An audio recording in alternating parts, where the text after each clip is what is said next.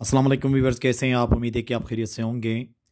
हम रोज़मर्रा ज़िंदगी में उर्दू में ऐसे जुमले इस्तेमाल करते हैं जैसे कि मैं यहाँ रहने के लिए मजबूर हूँ, वो यहाँ आने के लिए मजबूर था, अंग्रेज़ी सीखना हमारी मजबूरी है।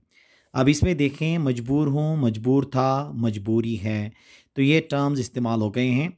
अब इनको जब हम अंग्रेज़ी में बोल रहे होते हैं तो वो कौन सा स्ट्रक्चर हम इस्तेमाल करेंगे जिससे हम आसानी से इन जुमलों को इंग्लिश में ट्रांसलेट कर सकें। तो आइए शुरू कर लेते हैं। देखें, ऐसे जुमले ट्रांसलेट करने के लिए जो पहला फार्मूला होता है वो इसी तरह से होता है। सब्जेक्ट के बाद इज एम आर प्रेजेंट के लिए, वाज और वर पास्ट के लिए, फिर उसके बाद कंपेल्ड टू लगा के आगे वर्ब की फर्स्ट फॉर्म, फिर आगे ऑब्जेक्ट लगाना है। जैसे कि देखें, मैं यहाँ रहने के लिए मजबूर हूँ, मैं यहाँ रहने के लिए मजबूर हूँ, ये प्रेजेंट के लिए है, तो इसका ट्रांसलेशन होगा I am compelled to live here. I am compelled to live here, क्योंकि ये प्रेजेंट का था इसलिए हमने फार्मूले से क्या इस्तेमाल किया, एम का इस्तेमाल किया, हेल्पिंग वर्ब। मैं उससे बात करने के लिए मजबूर हूँ, मैं उससे बात करने के लिए मजबूर हूँ, ये भी प्रेजेंट का है। I am compelled to talk to him, I am compelled to talk to him. वो यहाँ आने के लिए मजबूर था, वो यहाँ आने के लिए मजबूर था। आप देखें ये पास्ट का है तो हम हेल्पिंग वर्ब क्या इस्तेमाल करेंगे, हम यहाँ पे वॉज का इस्तेमाल करेंगे। ठीक है। अब जैसे कि देखें, he was compelled to come here, he was compelled to come here.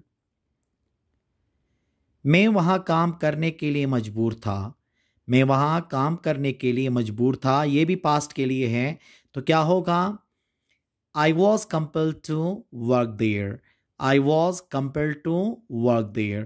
अगर यहाँ सब्जेक्ट प्लूरल होता माजी के लिए तो फिर क्या लगता, वर लगता। जैसे कि वो यहाँ पर काम करने के लिए मजबूर थे या वो वहाँ काम करने के लिए मजबूर थे हो गया, तो क्या था, दे वर कंपेल्ड टू वर्क देयर।